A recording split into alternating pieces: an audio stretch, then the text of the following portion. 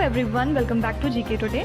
मेरा नाम है नुज़हत सना और इस वीडियो में हम कवर करेंगे current affairs. But before that, if you are looking for the English version of this particular video, you can refer to our new channel GK today 2.0। The link has been given in the description box, you can refer to it from there. इसके अलावा जो भी हमारे Hindi students हैं उनको मैं बता दूं कि ये questions GK today Android application में चल रही हमारी डेली 20 MCQ सीरीज 2022 से लिए गए हैं। इसलिए अगर आप इन क्वेश्चंस को टेक्स्ट फॉर्म में चाहते हैं इसके एक्सप्लेनेशन और क्विज के साथ, तो आप ज्वाइन कर सकते हैं हमारी इस डेली 20 MCQ सीरीज को, जो कि अवेलेबल है जीके टुडे एंड्रॉयड एप्लीकेशन पे। तो अब आपका ज़्यादा टाइम नहीं लेते हुए चलिए शुरू करते हैं। Good morning everyone, welcome back to GK today. और आज हम डिस्कस करेंगे 13 और 14 ऑफ मार्च के सबसे मोस्ट इंपॉर्टेंट करंट अफेयर्स। तो एक बार बहुत हार्दिक स्वागत है आपका इस चैनल पे फिर से। बीच में बहुत सारा इंटरप्शन हो गया था, आई नो 3-4 दिन के करंट अफेयर्स नहीं हो पाए थे कुछ वजह से, लेकिन अब हम लोग रेगुलर रहेंगे, ये कंफर्म है, और अच्छे से पढ़ाई करेंगे, ठीक है। तो शुरू करते हैं। Question number 1, European organisation for nuclear research CERN has recently suspended the observer status of which country. देखिए, हाल ही में CERN ने सस्पेंड किया है ऑब्जर्वर स्टेटस ऑफ रशिया का, ठीक है। किस वजह से? क्योंकि CERN के 23 मेंबर स्टेट्स ने कंडेम किया रशिया के इन्वेजन को जो इन्होंने यूक्रेन के ऊपर किया है, ठीक है। याद रखिएगा, Ukraine one of the 7 associate member states है और रशिया, USA, जापान और यूरोपियन यूनियन की तरह ऑब्जर्वर था CERN में, ठीक है। लेकिन अब इसमें से रशिया को हटा दिया गया है, ठीक है। तो CERN की बात करें तो ये एक तरह का इंटरनेशनल साइंटिफिक लेबोरेटरी है जिसमें कि दुनिया का सबसे बड़ा एटम स्मैशर मौजूद है, ठीक है। तो अब आ जाते हैं आपके रिवीजन पे। देखिए, पहले हम कैसे करते थे, यहाँ पे पॉइंट्स टू पॉइंट्स करके रिवाइज करते थे, लेकिन इस बार हमने थोड़ा सा पैटर्न चेंज किया है। आपको रिव्यू भी देना है इस बात का कि आपको ये पैटर्न ज़्यादा सही लग रहा है या फिर पिछला वाला। तो अब क्या हम करेंगे, इसकी अगली स्लाइड में आप 5-6 क्वेश्चंस देखेंगे जो कि रशिया के ऊपर बेस्ड होंगे, या फिर यहाँ पे जिस भी टॉपिक के ऊपर हम बात करेंगे उस चीज़ पे बेस्ड 5 या 6 क्वेश्चंस आपको मिलेंगे। वहाँ पे हम देखेंगे क्या वजह थी, क्या रीजंस थे जिसकी वजह से वो पर्टिकुलर चीज़ न्यूज़ में बनी हुई थी, ठीक है। अब इस क्वेश्चन की बात करें तो यहाँ पे रशिया मेन थीम है, रशिया और यूक्रेन, ठीक है। तो अगले स्लाइड में हम देखेंगे कि क्या और रीजंस थे जिसकी वजह से न्यूज़ में ये बना हुआ था, ओके। तो ये हैं 5 क्वेश्चन जिनको हम एक एक करके सॉल्व करेंगे, ठीक है। Question number 1, which technology company has launched air red alert system on Android phones in Ukraine. तो कौन सी ऐसी टेक जॉइंट कंपनी थी जिसने एयर रेड अलर्ट सिस्टम को लॉन्च किया एंड्रॉयड फोन्स में यूक्रेन में, ठीक है। तो यहाँ पे आंसर क्या हो जाएगा, याद रखिएगा, ये गूगल थी।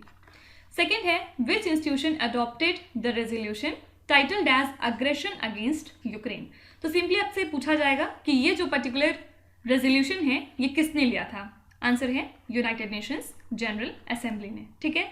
याद रखिएगा, ये one of the 6 principal organs है यूनाइटेड नेशंस का, और इसकी खास बात क्या है, UNGA इकलौता ऐसा यूनाइटेड नेशन का ऑर्गन है जिसमें सारे ही मेंबर स्टेट्स को इक्वल रिप्रेजेंटेशन दिया जाता है, ठीक है। हेड कौन है अभी करंट में यूनाइटेड नेशंस जनरल असेंबली के? मिस्टर अब्दुल्ला शाहिद, ठीक है। नेक्स्ट क्वेश्चन देखते हैं, Ukraine share border with how many European union member states. देखिए, यहाँ पे एक कीवर्ड बहुत ज़्यादा इंपॉर्टेंट है, यूरोपियन यूनियन मेंबर स्टेट। तो यहाँ पे पूछ रहे हैं यूरोपियन यूनियन के बारे में, तो आंसर हो जाएगा 4, ठीक है। कौन कौन सी कंट्रीज हैं ये? सबसे पहले याद रखिएगा, यूक्रेन के ईस्ट और नॉर्थ ईस्ट में रशिया मौजूद है, ठीक है। फिर इसके नॉर्थ साइड में है एक कंट्री जिसका नाम है बेलारूस।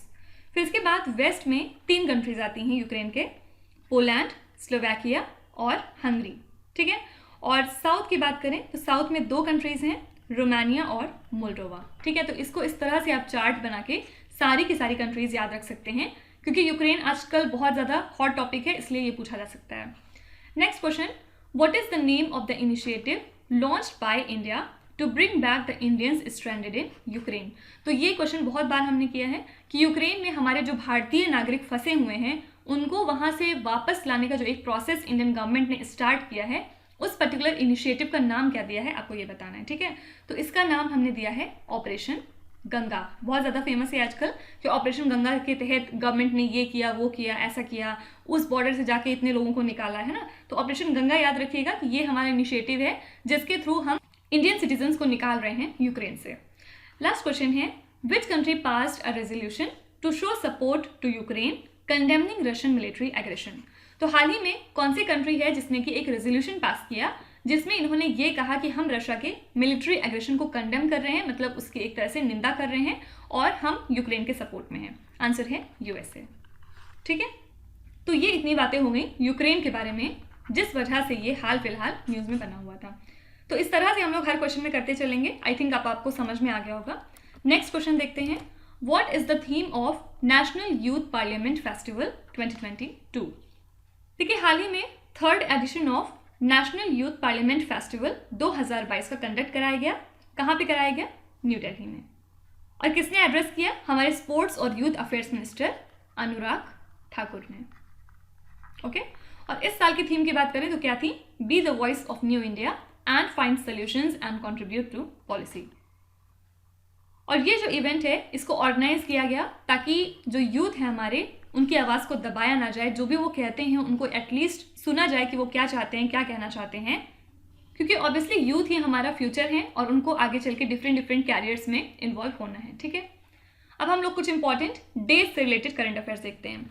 सबसे पहले, as per a recent parliamentary committee report, what is the proposed guaranteed number of days of work in Mahatma Gandhi national rural employment guarantee act. तो जैसा कि हम जानते हैं कि पहले ये सीमा कितनी थी? 100 दिन की, मतलब 100 दिन का गारंटीड काम सबको मिलेगा।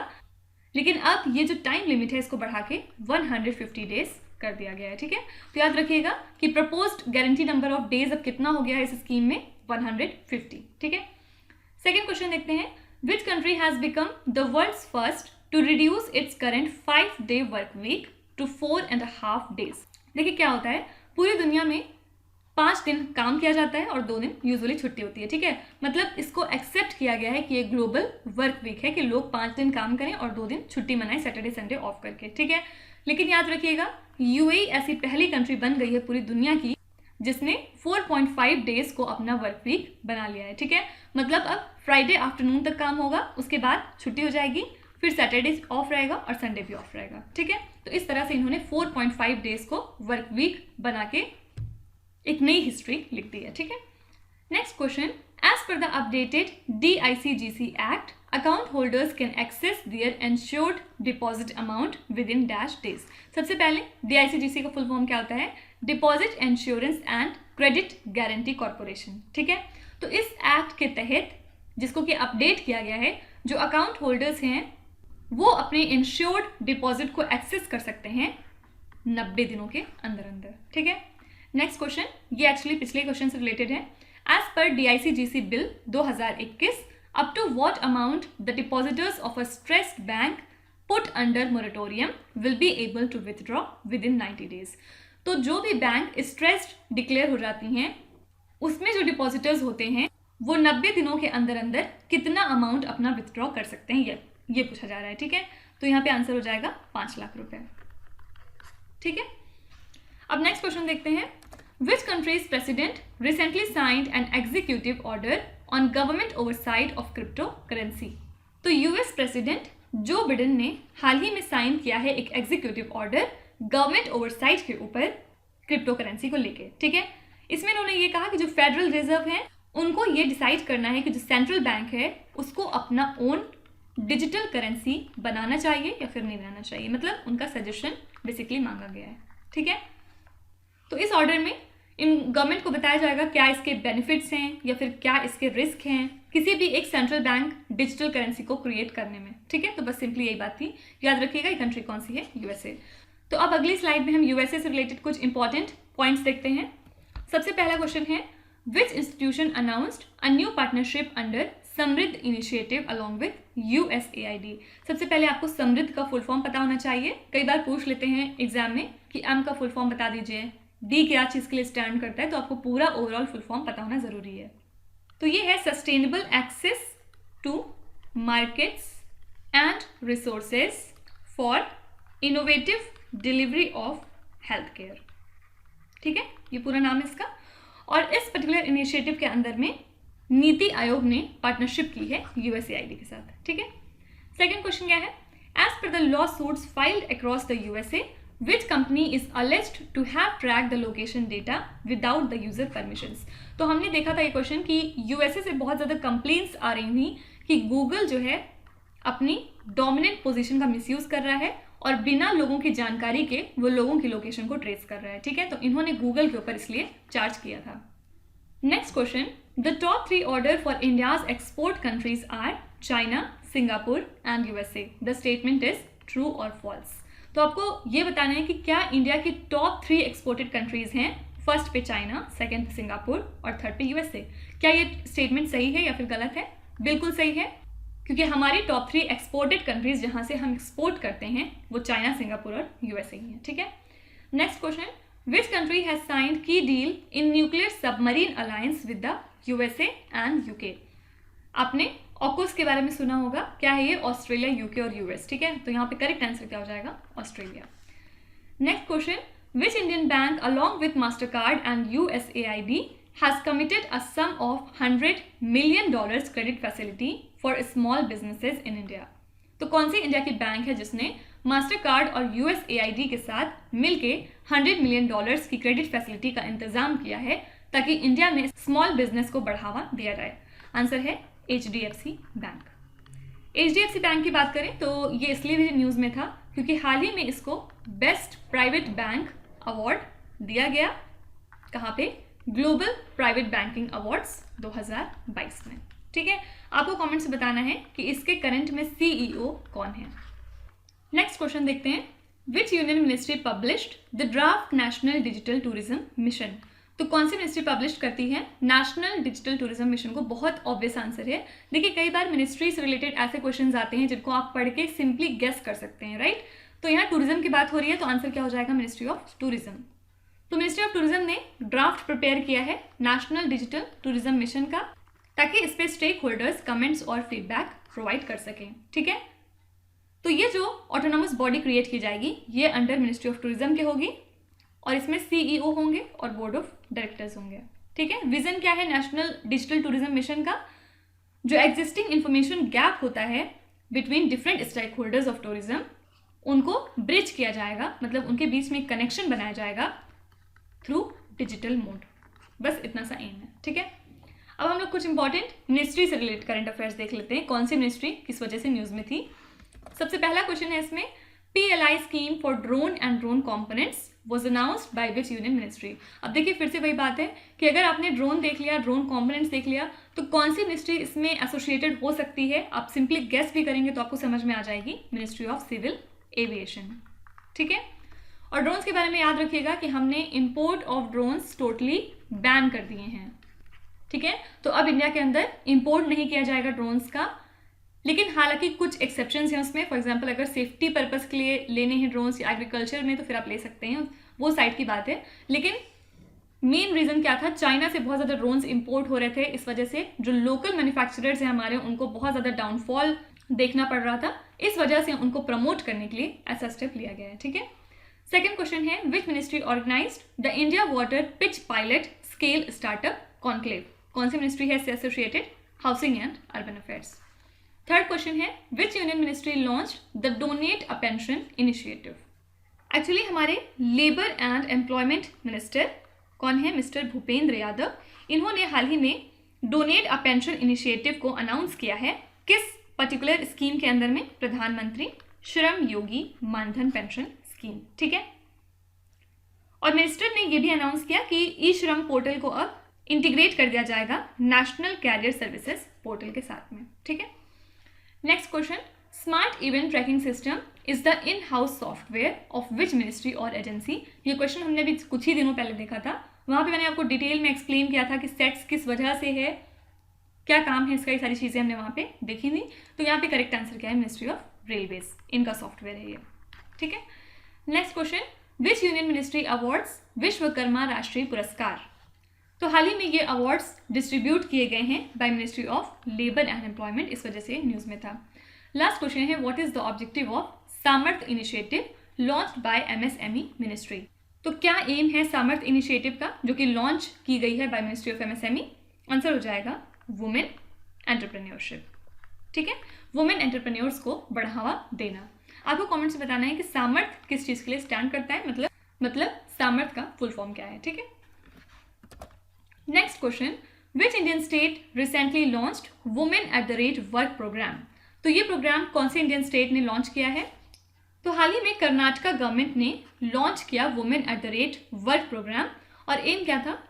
लगभग 5 लाख जॉब वुमेन को प्रोवाइड करना। कब तक? 2026 तक, ठीक है। एक्चुअली वुमेन जितनी भी हैं वो 35% of the work force constitute करती हैं, मतलब 35% ही ऐसी महिलाएं हैं जो कि काम करती हैं कर्नाटका स्टेट में, और एम अब क्या है? इसको बढ़ा के 50% करना, ठीक है। अब अगली स्लाइड में हम कर्नाटका से रिलेटेड कुछ इंपॉर्टेंट बातें देखते हैं। फर्स्ट है, government of India signed a loan agreement of dash with the World Bank to execute the rejuvenating watershed for agricultural resilience through innovative development, मतलब reward project in Karnataka and Orissa. सबसे पहले याद रखिएगा कि गवर्नमेंट ऑफ इंडिया ने reward project को कहाँ launch किया? कर्नाटका और उड़ीसा में। और कितनी लागत का था ये? $115 मिलियन, ठीक है। रिवार्ड को फुल फॉर्म कई बार पूछा गया है, तो आप इसको थोड़ा सा ध्यान में रखिएगा। सेकेंड क्वेश्चन है, which company recently signed a memorandum of understanding with Karnataka to help the rural women become entrepreneurs. तो कौन सी कंपनी ने कर्नाटका गवर्नमेंट के साथ एक मेमोरेंडम ऑफ अंडरस्टैंडिंग साइन किया है ताकि वहाँ पे जो रूरल वुमेन हैं उनको एंटरप्रेन्योर्स बनाया जा सके? आंसर है अमेजॉन इंडिया, ठीक है। फिर है, the Karnataka Kannada writers and publishers association presented the prestigious Mudrana Ratna award 2021 to which famous personality in Karnataka. तो ये प्रेस्टिजियस अवार्ड किसको दिया गया? लॉयन BR अशोक कुमार, ये नाम याद रखिएगा सिर्फ, ठीक है। फिर नेक्स्ट क्वेश्चन है, by the end of year 2022 the Karnataka state government has planned how many kilometres of route addition to the existing Bengaluru metro operations.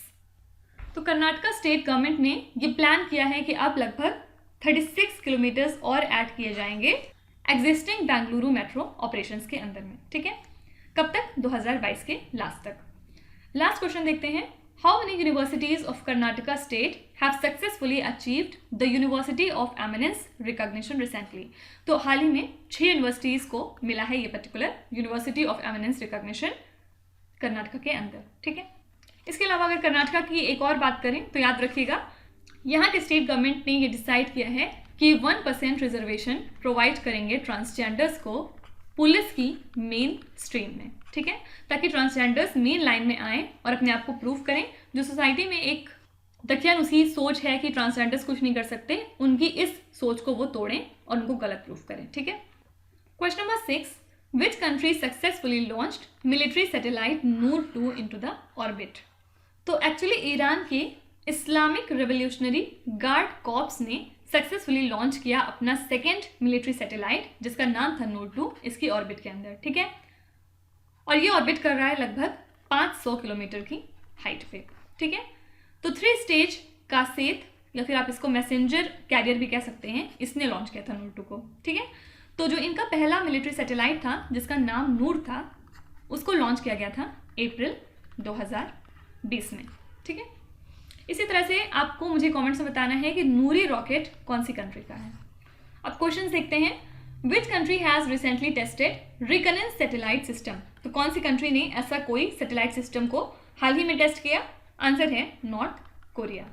Second question है, which country launched the GOEST satellite. इसका full form क्या है? जियो stationery operational environmental satellite. तो यहाँ पे answer क्या हो जाएगा? यूएसए ने इसको लॉन्च किया, ठीक है।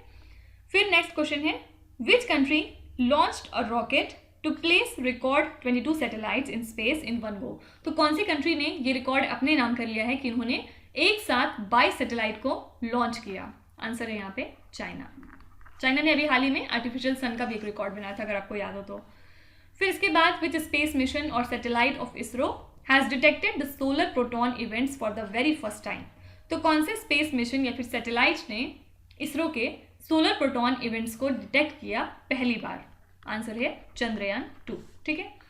फिर नेक्स्ट क्वेश्चन है, which countries researchers joined ISRO for developing a satellite for the first time? Answer क्या हो जाएगा? ताइवान। ताइवान की कंट्री ने पहली बार इसरो को ज्वाइन किया है और वो इनके साथ में मिलकर पहली बार सैटेलाइट डेवलप करेंगे। फिर नेक्स्ट क्वेश्चन है, which company collaborated with Hughes Communications India Private Limited to provide satellite broadband services in India? कौन सी कंपनी है ये? भारती एयरटेल। फिर लास्ट क्वेश्चन है, which country funded the Cosmo SkyMed second generation CSG-2 satellite launched by SpaceX? तो इस particular project को कौन सी कंट्री फंड करने वाली है? ठीक है, क्या आप बता सकते हैं कि G20 की प्रेसिडेंसी 2022 के लिए कौन सी कंट्री के पास है? अपने जवाब आप कमेंट्स में लिखिए। नेक्स्ट क्वेश्चन देखते हैं, Matrishakti Udyamita scheme has been recently announced by which Indian state? देखिए, हमने कुछ दिनों पहले देखा कि हरियाणा के चीफ मिनिस्टर मनोहर लाल खट्टर ने हाल ही में प्रेजेंट किया 1.77 लाख करोड़ रुपीस का बजट इनके फाइनेंशियल ईयर 2022 और 23 के लिए। ठीक है, और इन्होंने इसमें ये अनाउंस किया कि मातृशक्ति उद्यमिता स्कीम को इम्प्लीमेंट किया जाएगा, जिसका एम क्या होगा? वुमेन को हेल्प किया जाएगा एंटरप्रेन्योर्स बनने में। आज बहुत सारे क्वेश्चन वुमेन एंटरप्रेन्योरशिप के ऊपर हैं, शायद ये वुमेन्स डे का असर है। तो इन्होंने साथ ही साथ ये भी अनाउंस किया कि सुषमा स्वराज अवार्ड को प्रेजेंट किया जाएगा वुमेन के लिए, और जिसमें कि अवार्ड मनी कितनी रखी गई है? 5 लाख रुपए। ठीक है, तो ये क्वेश्चन हमने पीछे कहीं किया था कि सुषमा स्वराज अवार्ड कौन सा स्टेट अब देगा? आंसर है हरियाणा। ठीक है, तो करेक्ट आंसर यहाँ पे क्या है? Option number C. अब हरियाणा के बारे में हम कुछ इंपॉर्टेंट बातें देखते हैं। सबसे पहले, which state after Haryana has recently announced 75% reservation in the private sector jobs for the locals? तो सबसे पहले तो हरियाणा ने ये चीज़ की थी कि उन्होंने 75% का रिजर्वेशन कर दिया था प्राइवेट सेक्टर जॉब्स में लोकल्स के लिए, मतलब वहाँ के रहने वालों के लिए। तो अब सेकेंड नंबर पे कौन सी स्टेट आ गई है? झारखंड। झारखंड ने भी ये इम्प्लीमेंट कर दिया। ठीक है, सेकेंड है, on which date the states of Kerala, Haryana, Madhya Pradesh, Chhattisgarh and Karnataka were formed?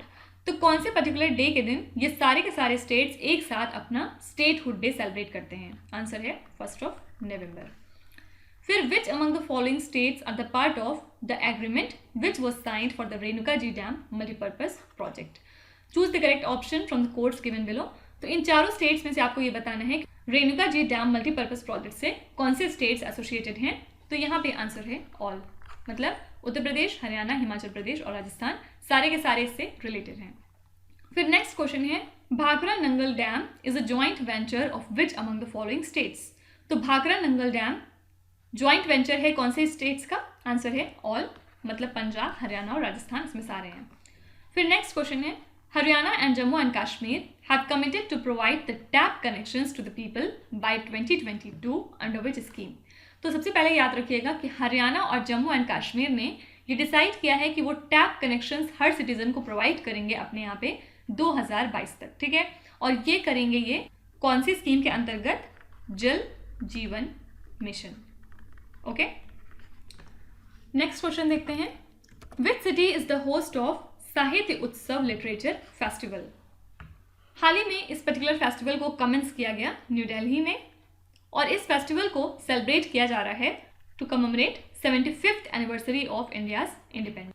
तो इसमें बहुत सारे तरीके के इवेंट्स कंडक्ट कराए गए, for example the rise of young India event, फिर पैनल डिस्कशन हुआ कि किस तरह से इंडियन लैंग्वेजेस को पब्लिश किया जाएगा, उसके बाद ट्राइबल राइटर्स की मीट हुई, फिर सेमिनार कंडक्ट किया गया impact of literature on Indian independence movement के ऊपर, और भी बहुत सारा कुछ था। ठीक है, तो सिंपली आपको याद रखना है कि ये पर्टिकुलर फेस्टिवल कहाँ पे ऑर्गेनाइज किया गया? न्यू दिल्ली में। ठीक है, अब अगली स्लाइड में हम न्यू दिल्ली से रिलेटेड क्वेश्चन देखेंगे।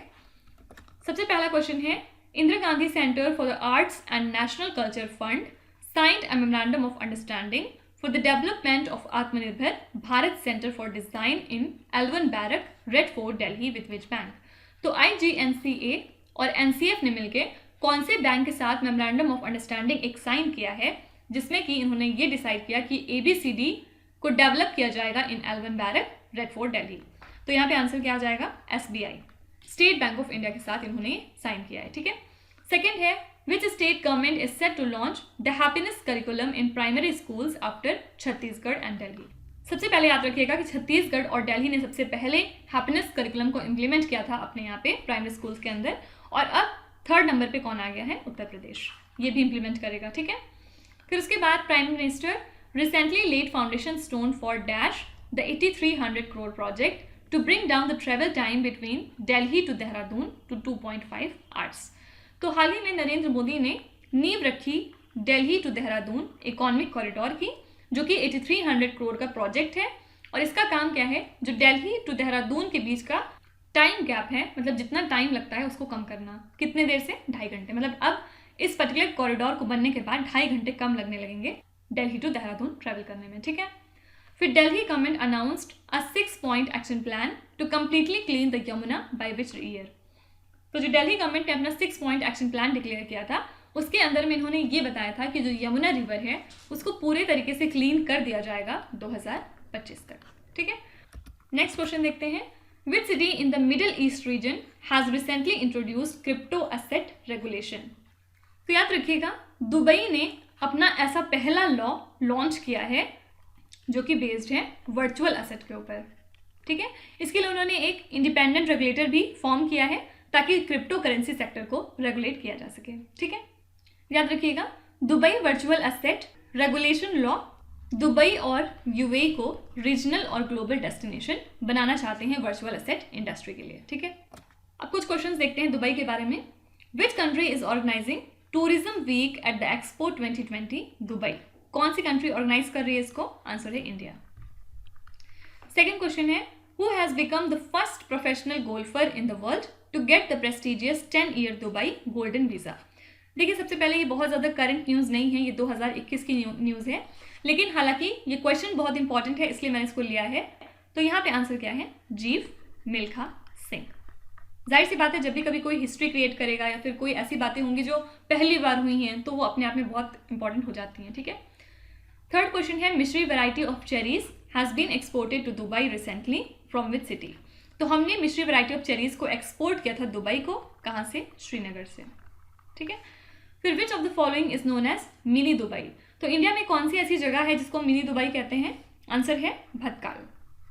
ये एक्चुअली एक टाउन है, कौन से स्टेट में? कर्नाटका में, ठीक है। इसको मिनी दुबई के नाम से जाना जाता है। नेक्स्ट क्वेश्चन है, which country has permitted Dubai royals to hunt houbara bustard. तो कौन सी कंट्री ने दुबई रॉयल्स को परमिट किया है कि वो होबारा बस्टर्ड का शिकार कर सकते हैं? आंसर है पाकिस्तान। फिर the dial 112 service of Uttar Pradesh manage to get the place of which rank in the international call centre award event in Dubai. Actually एक इवेंट हुआ था international call centre award Dubai में, और इसमें उत्तर प्रदेश की जो डायल 112 सर्विस है उसको 3rd रैंक मिला था, ठीक है। लास्ट क्वेश्चन देखते हैं, Gundla Pochampally railway station declared all women employees railway station is in which state. Actually Gundla Pochampally railway station ये एक तरह का सब अर्बन स्टेशन है, कहाँ पे? सिकंदराबाद मेडचल सेक्शन में, और ये कहाँ है? तेलंगाना में, ठीक है। और इसको हाल ही में डिक्लेयर किया गया है all women employees railway station. मतलब इसमें सिर्फ और सिर्फ फीमेल स्टाफ हैं जो कि सब कुछ हैंडल करती हैं, यहाँ तक कि जो ट्रेन ऑपरेशंस होते हैं, टेक्नीशियंस का काम, टिकट हैंडलिंग का काम, सिक्योरिटी से रिलेटेड जो भी इशूज़ हैं, या फिर जो भी ड्यूटीज़ होती हैं किसी भी रेलवे स्टेशन पे, वो सारी फीमेल स्टाफ करती हैं यहाँ पे, ठीक है।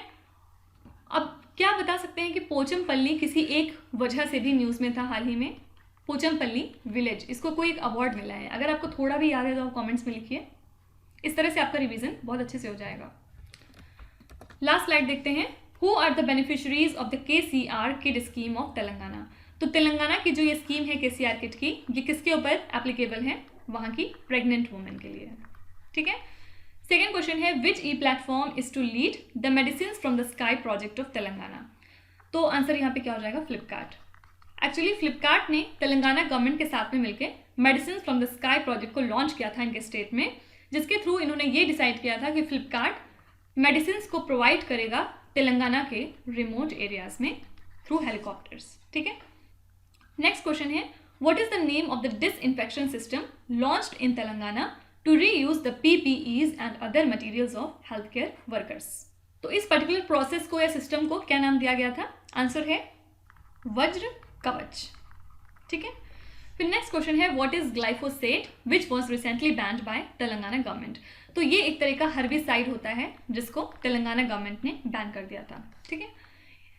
लास्ट क्वेश्चन है, which organisation is to commission India's largest floating solar power plant at Telangana.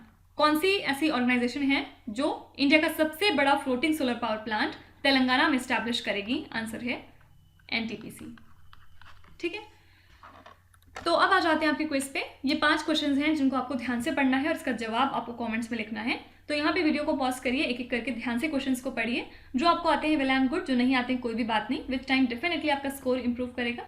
बस आपको कंसिस्टेंट और परसिस्टेंट रहने की जरूरत है। So that's it for today. I hope you have like the session. आज का सेशन आपको कैसा लगा ज़रूर बताएगा कमेंट्स में।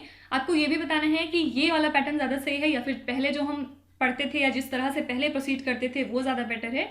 जो आपके लिए कन्वीनियंट होगा, जाहिर सी बात है, उसी को फॉलो किया जाएगा। ठीक है, तो जो भी आपका रिव्यू है, जो भी आप कुछ बताना चाहते हैं, कुछ इंप्रूवमेंट है, सजेशन है, तो वो आप हमें कमेंट्स में लिख सकते हैं। हमें जानकर खुशी होगी और हम पूरी कोशिश करेंगे अपनी साइड से उसको इंप्लीमेंट करने की।